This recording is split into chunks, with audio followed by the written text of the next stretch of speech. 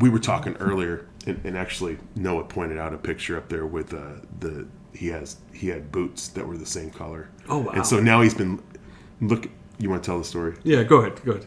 Yeah, I've been looking for cleats to get It was the new rookie. Gotta make my name. I'll make my mark. Yeah, I'll tell a story about it first. So I did my first era trip, or my first high school Americans camp, and I was like, I gotta find something that's gonna set me apart.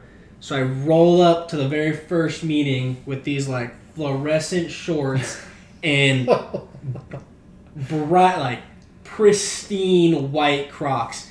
And I met Sean Duffy for the first time, and every time I've seen him since then, and I've probably saw him every year for the last 9 years, he goes, "You still got the Crocs?" And I was like, "No." I was like, "I've definitely grown up since I wore the Crocs. Now I got black Crocs, Duffy, as you can see." But yeah, I was like, "Oh, I'm the new guy. I gotta make a statement, let everyone kind of like make a name before I go out into the field and try to make a name." So I've been looking for some Dallas color cleats, but yeah, you pointed out that there's a picture that's going to come around of me in some like lime green, kind of like teal, turquoise cleats. And when I got them, they were 120. You go into Pro Direct Soccer now, they're like 275. Yeah, like not only double, like boom. And the only thing different now is that the new ones are texturized. Right, which doesn't really help much when Yeah. I mean, if I thinking back to the slogan, if I had to do a slogan that's not actually a slogan, but a slogan that everyone uses. Look good, feel good, play good. Hey, ooh, I like that. Dude, that's money right there. That's why guys get the TV tape on the wrist. Yeah. I like that, dude. Yeah. It's like a little billboard, man. Yeah, honestly, you kind of can be, huh? Oh, man. So let's talk about your education and what you have your degree in. Yeah, so I did 5 years at Central Washington University. I did 5 years because that's how long you have for eligibility to play at Central. And I majored in media and journalism, and I specialized in broadcasting. So like 5 o'clock news, where they have the anchors, and they're cut down to John Doe, who's at the scene. I'm the guy they're gonna cut to. It's gonna be at the scene on the camera with the mic and the dress suit and the dress pants, talking about all this stuff. And I got to take all that film and then go back and cut it, edit it, send it in. Nice, dude. That's awesome. Yeah. Yeah, and you've been doing that a little bit with Ellensburg right now, right? Or with Central, excuse me. Like you've been working kind of remote. Right now, not as much. I mean, I wrote 4 stories, but then I've been doing some stuff, some decking stuff with Olympus Decking and Stan the Man. Little free plugs. Olympus Decking. Search up Stan. Yeah, I did some freelance, wrote a couple stories, but I haven't really done a lot just because they had a whole new staff, so when I was leaving, they brought in 2 or 3 more people and sort of kind of bolstered their numbers. So I'm just kind of one of those guys who's like, hey, no, we need this story done ASAP. Send it to me, do it real quick, send it back in. So that's where I'm at now, just because I was focusing on training, focusing on being home, and Ellensburg's such a faraway place. It's like I can do the calls, but I can't go out and take photos as much. But when I was there, I was putting out 8 or 9 stories a week. Wow. 3 or 4 front pages a week, and that was for about 4 or 5 months. Jeez Louise, dude. And then when I was in college, I did 3.5 years on the school magazine.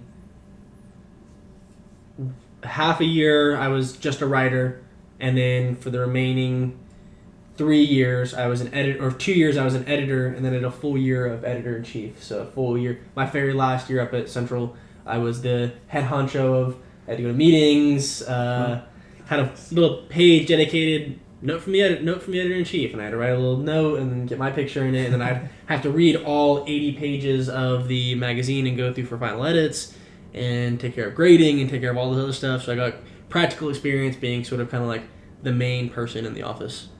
That's a lot. Heck yeah, yeah. Without rugby, would that be something you would pursue as a journalism career? Yeah, I mean, I love telling stories. I love talking with people. So that's where, because I never did journalism in high school. I did ASB, and I was a male representative, and then just kind of a ASB officer. And I just loved meeting people, talking to people, doing all these other things. And then when I got Central, I was like, oh, I don't know what I want to do. So I just did my first year, and then I just took a media and journalism class, just kind of like an intro 101 class just because I needed to fill credit load so I could play. I did it, and I learned all those other things. I learned about all these different journalists. I did all these other things. I can't remember her name, but she went into psychiatric hospital and did investigative journalism and exposed them for mistreatment of patients. Wow. And it was like people had like heard about it and sort of knew about it, but there was a whole thing of like they would bring in inspectors and they would hide all these things, and then she went in under the guise of being a mental patient and experienced the treatment herself. Man, she went on the cover, dude. So straight up investigation. Yeah, and then you like hear all these other things about people like going in and going under aliases and doing all these things. And it's like, whoa, that's crazy. And then I played sports all growing up, and I'd see the sideline reporters, and I would see them talk about, I'm here with so and so made the game-winning catch, and then let them tell their story. Mm-hmm. Yeah. So you've been all over the world too. Yeah, I've been most of the world. I wouldn't say all over the world, but I've been to a lot of places. Where what's your favorite place? What has been your favorite place? I mean, it's easy to say New Zealand because I was the longest out of all my trips. I guess we'll just say them all because we all know, but they don't know. Dubai, all over America, Canada, Australia, New Zealand, and it was Amsterdam. Yep. Hey. Nailed it. Right, Sorry. that was the shortest one, but Yeah, what was in Amsterdam? I mean, exactly what you hear about. So I was, the thing about Amsterdam is we didn't actually get a lot of time to do a lot of things because we were very structured. Because I was there with the U23s, and it was very structured. It was like wake up at this time, breakfast, practice, lunch, practice, dinner, go to bed. So we only got one night to explore, but it was after we played our last game, so everyone was kind of just tired, and I had an early flight, so we kind of just stayed in. Do that for a reason. Yeah, but I mean, like, that was fun just because I was around guys who were either going into the last year of college and preparing for the draft, or who were already going into the draft and then going into the MLR. So it was like these guys, like they know they're going to play at the next level. It's not like you go to college, it's like, oh, I want to play, but I don't know what to do after this. Or you get in high school, it's like, oh, I'm just doing this just for fun. Like these guys, everyone that was there was fully committed to either playing at the next level or were already beginning to play at the next level. So that was fun, but I think the best one that I had was probably Australia because we were there for about a week or two and we stayed in hostels and we were billeted as well. Oh, Okay. So we went from first one was a billet and then we went to this hostel location, then went to a billet. So we just went all around. I think it was the eastern side of Australia just to play games. Played 3 or 4 games there, and it's cool because I was still 13 at the time. Oh, Playing, super weak. not only has I been playing in New Zealand for a little bit, but then I also played in Australia. So it was just kind of getting to see two who at the time were still powerhouses, and I got to see school age rugby for both of them. Differences between the two countries? Yeah, when I was actually in New Zealand, it was funny. The coach that I had, I was learning to do kicking just because I wanted to get better at kicking, and he made the joke. He goes, we're never gonna kick. He goes, why would we kick away the ball? He goes, it's a game of possession. We're gonna keep possession as long as we can. We'll kick when we need to. And then we went to Australia, and anywhere they could, they were trying to kick through. Yeah. And I looked at the coach at one point, and I was like, he goes, this is why we win. Cover thy ass is what I just heard. Right? Like, explain to the young blood why we. This is not our tact. Okay. Yeah, but it was cool. I just got to experience all of that, and then Dubai was cool. It was another one of those instances where we were very kind of scheduled because we had to go training, and we only had 3 days to train before the tournament. And we have guys. We had 6 guys. We had 7 guys from Canada, 7 guys from the U.S., and we had 3 days to learn how to play with each other. And obviously all the Canadian guys knew each other, all the U.S. guys knew each other, but then gelling together because we had the starting lineup for every game was our props, because it was 7s. Props were Canadian, hook was American. I was at the 9, I was at the first receiver, so I was American. 10 was Canadian, center was Canadian, wing was American. So then they had a mix of 3-4. Yeah. I've never played with 3 or 4 of these guys. I played with 2 of them in Europe, but I never played with everyone, so kind of getting together. And then we had to go around the different schools in the area that we were staying at and got to do sort of kind of like a professional stuff of all these elementary school kids are coming in. We're sitting down to have lunch with them, and they're asking us about what's it like, where you're from, how's it different. We're doing all these things and meeting all these people, so it's kind of definitely a big culture shock. I had 3 months of being in college, and now I'm over in Dubai playing with guys that were in the same position as me. These guys you're going to go play ball with now at the next level too, right? You mentioned that briefly in that story, and we talked about it during the break. Was all these guys that you've been playing ball with all these years, and now you get to play with them at the next level. Yeah. Some of the guys, like, name drop, bro. Come on, you got all these friends. What's up? Name drop. Talk about we know Marcus, one of the guys that's from Washington, Louis. Tommy plays for Horseshoe right now for the just men's elite, just until we go to Dallas. So I know him really well. Our captain, Albert O'Shaughnessy, he is going to New York. Obviously, I know a bunch of the Seals guys from playing and being around in the area. It'll be fun to go. Interesting to go up against. Hopefully, I go up against Ina.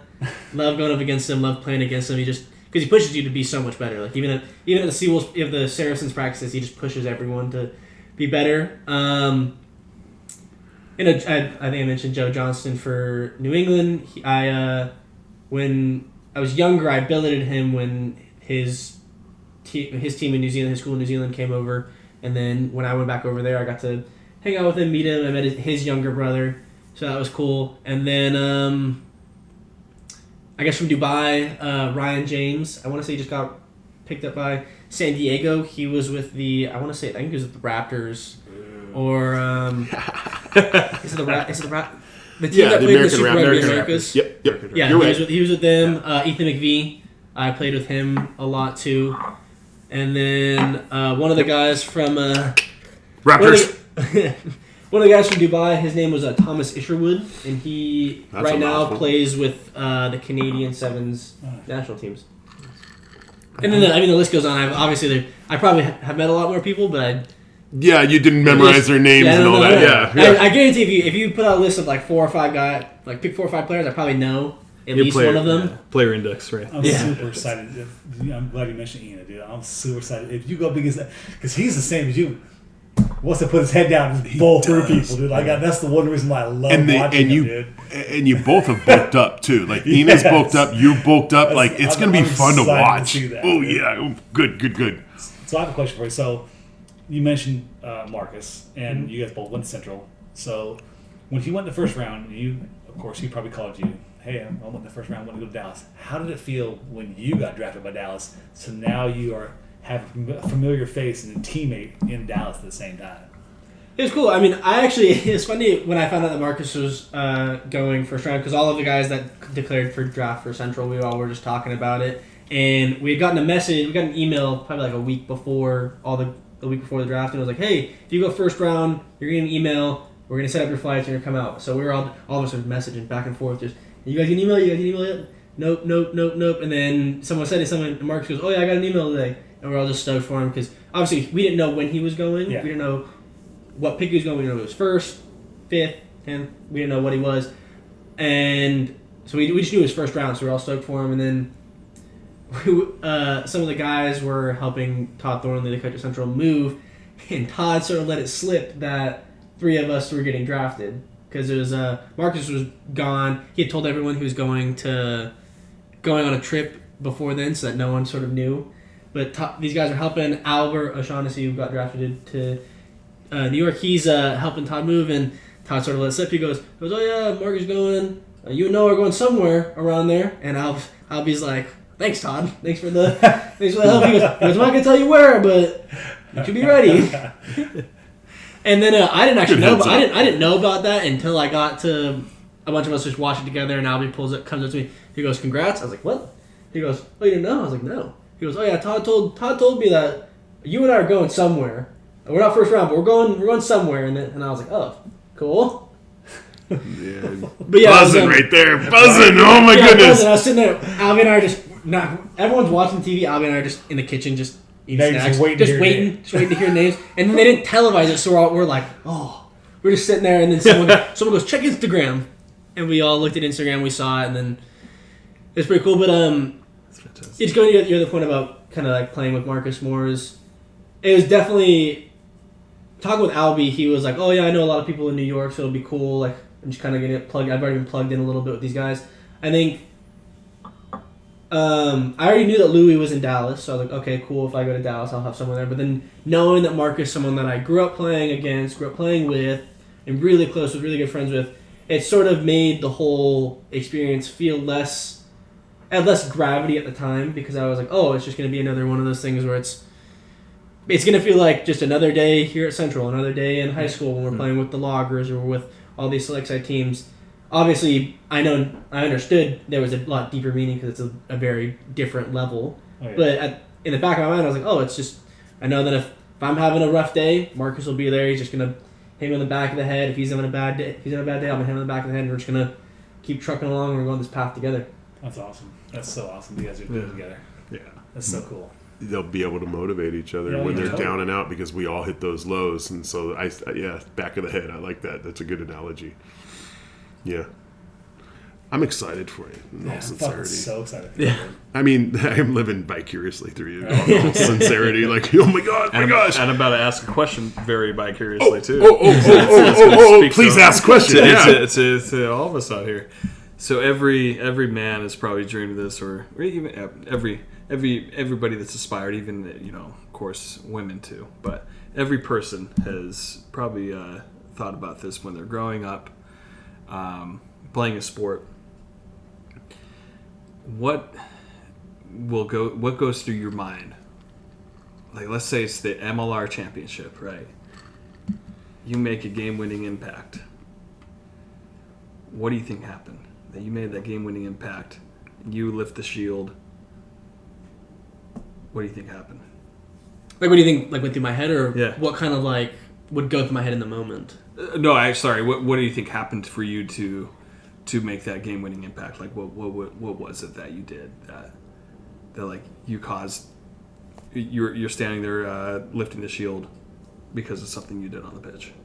I mean, from a wing perspective, there's a lot that goes into being the wing, but I guess in terms of game-winning situations, the one thing that I think of is the 2019 World Cup. It's England's on the front foot. There's a great documentary, if anyone has a chance to watch. It's called Chasing the Sun, and it was a documentary of South Africa on their rise up to the 2019 championship after having terrible seasons, and then Rossi comes in and he changes everything, and these guys are well around each other. And one of the moments is England's on the front foot. They have a big offensive set and goes down the left side, and Courtney Laws catches it, and all he needs to do is just one pass, and Wing walks in, and then Cheslin Colby comes down, chop tackle, lets South Africa reset.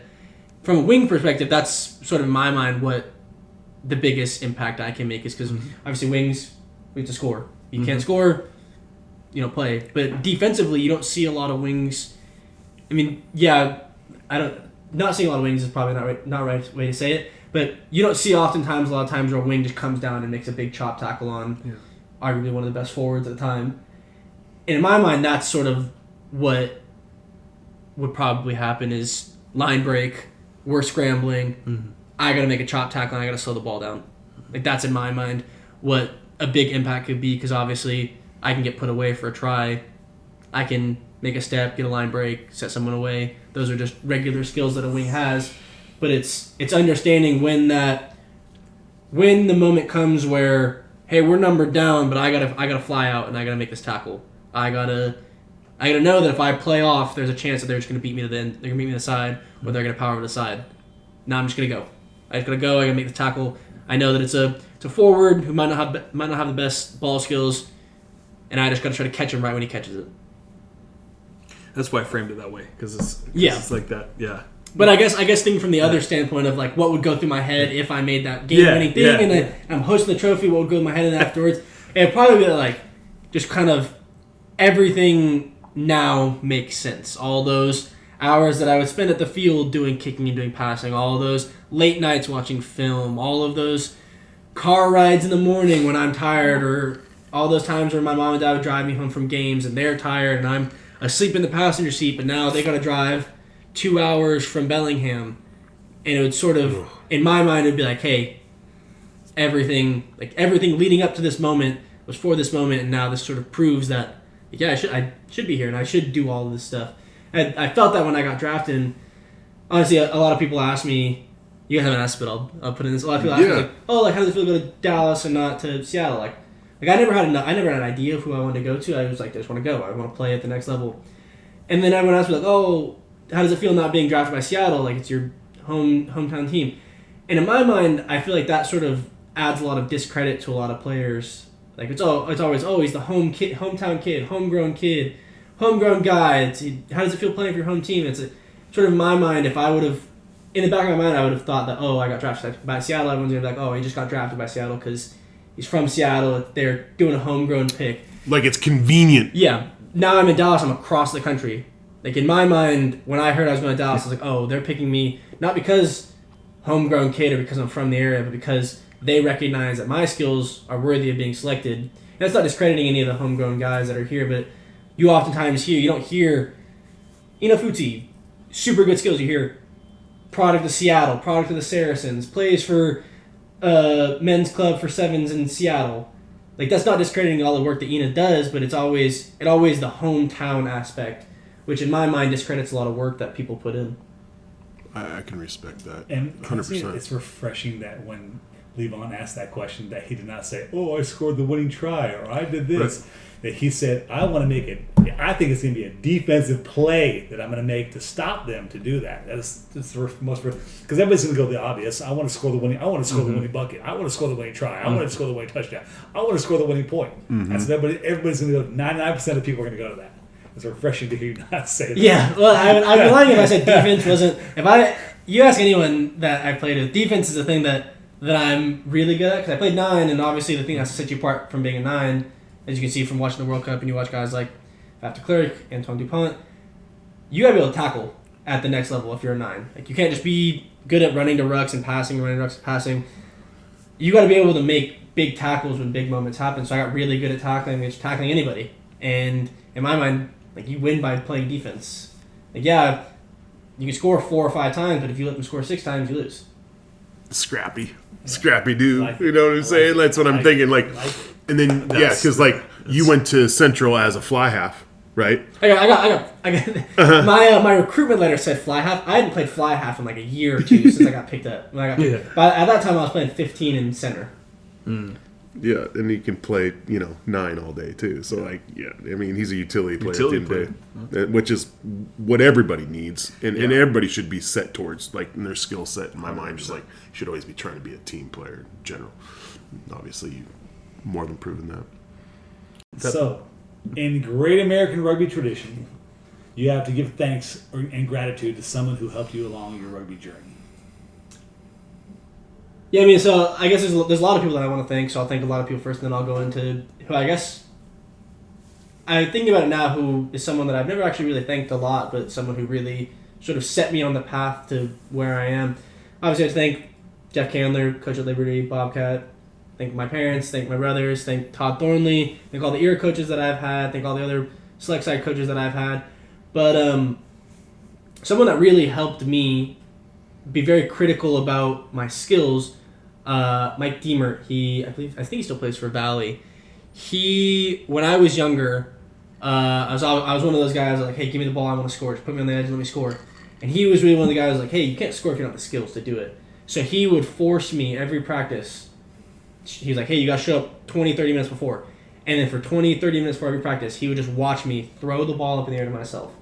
Working on getting that good passing motion, getting the follow through, getting the correct spin, correct hand placement.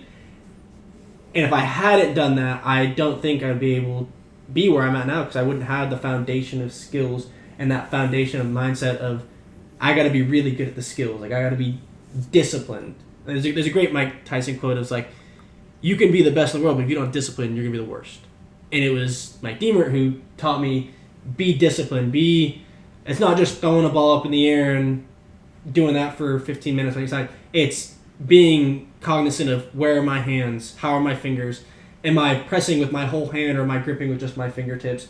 And those were the skills that he taught me. Interesting. Awesome.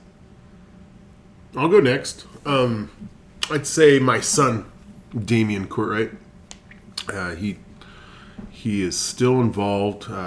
He's coming back from Denver, and he's going to start helping us with the podcast. And he's the one that got me into rugby. And man, who'd know that it was going to be such a freaking fire? Jeez, I had no idea I'd be this passionate about one sport. Rather, as we know, it's not just a sport; it's a community and it's a mindset. But that'd be mine. I'm a kid. I'm gonna pick my kid. Yeah, I like that. Yeah. Yeah, sometimes we go family, sometimes we go like overall sort of thing, and certain people. But I'll kind of go with the overall. I'm going to throw it out to. I have so much boggling around in my mind. Sometimes I like to go deep cuts. Like when I, from my. I don't know. I'm waiting for you to answer though. Right? I'm just stalling here. Yeah, you are. I'll go with that. Right? Yeah. Hi. We're just having fun. Nick, go, pass on to Nick. I can't think. I would say probably my brother Tony. He's he's my brother was older, 2 years older, and he started playing rugby first. Played at Kentwood with Coach Bullock and Coach Norris, and they're the ones that got me. I watched him. I was like, couldn't make the football team, couldn't make the basketball team. Hey man, let's go for rugby. Everybody played rugby, and we had the women's and men's, and man, just watching them play, and I was interested in. Cool, you could play, you could hit people and run with the ball, and no pads, and sweet. Just got me into went from there. So. How many years did you play? 2 years. Okay. But it was, we didn't have nearly the resources they have now, man. Back in 90, 95, 96, didn't have nearly the resources we had now. But it was a blast, man. But back then, every school had a team. Kentwood had a team. Kent Ridge had a team. Kent Meridian had a team. Auburn had a team. It was like football. Everybody had their own team. And it wasn't like you had club teams. So then it just why it faded off, I don't know, but. Yeah, that's him, my brother, man. He got me into it, and I always looked up to him doing that. And like you, I had to go against. I was a smaller guy going up against him. He was 6'4", 220. I was 5'10", 150, and we both played wing. We were both same speed. Wow. And they said, "Go tackle him."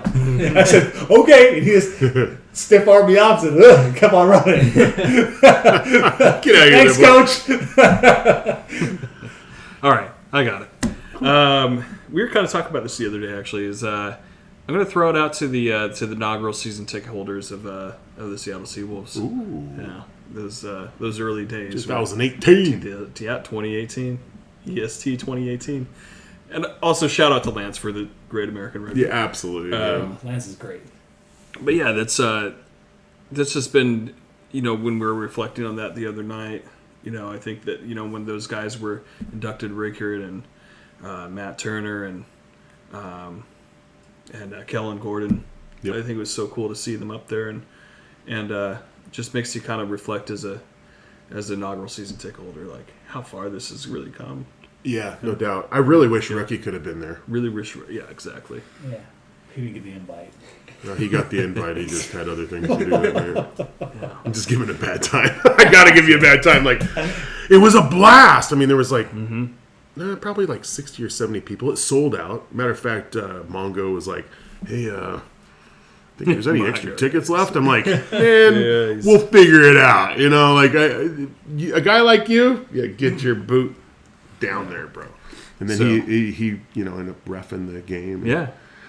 And went out with us afterwards, and that was a good time. Yeah, great guy. That dude's great. Yeah. That's another guy that we could shout out to at some point. Hey, Mongo is quite the dude. He's helped. I mean, he's had an influence on myself, on you. How he's not. He refed basically my whole high school career. He refed. Right. Yeah. He's he's still fun to watch. A lot of arguments with me. I would contest any call I could, try to find a way to get out of a penalty. And Shadow too. And Shadow. Oh. Shadow and I just argue just to argue. Yeah, that's right. Still argue just to argue. That's brilliant. But yeah, that's Our where local community is so yes, good. and that's the thing. It's not just the professional on the professional level of being a season ticket holder. It's all of it. It's 100%. Yeah. And that's the thing. Is what I love about that slogan by Seattle Rugby, and it's the shit people don't see. Yes. And that's what this is all about, and that's what I love. Yeah, there's a lot there's been a lot of training that nobody will ever know that you did to get to this level. It wasn't handed to you by any means. And like you said, going down to Dallas instead of being in Seattle, I see where you're at because nobody's going to be miscued on that was given to you, the opportunity. That you've earned it. And we're excited to live vicariously through you. Yeah. Seriously. You and Marcus, man. It's going to be great to watch you guys together. Yeah, I mean, local blood going and playing somewhere other than home. Professionally, yeah, that's it. Dude. Yeah. Professionally, man. That's the thing. Yeah. And I would encourage you to get involved in that local community too. I mean, I would just encourage anybody to do that. But of course, that'd be huge.